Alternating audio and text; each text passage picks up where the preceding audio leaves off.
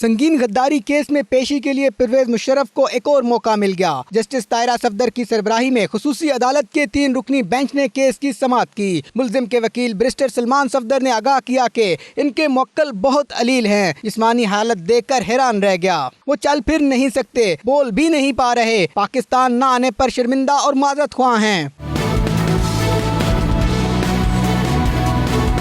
परवेज मुशर्रफ के वकील ने केस मुलतवी करने की इस्तदा कर दी और दलाइल दिए कि मुल्जिम के खिलाफ मुकदमा 2007 का है। वो 2013 में वतन वापस आए। 2014 में फर्दे जुर्म आयद की गई। 2 साल 3 माह तक पाकिस्तान में रहे, लेकिन इस्तगासा अपना केस साबित न कर सका। मैं अपने मुवक्किल की मुआवनत के बगैर अदालत के सवालात का जवाब नहीं दे सकता। मुशर्रफ को पेश होने के लिए एक और मौका देने की भी इस्तदा कर दी।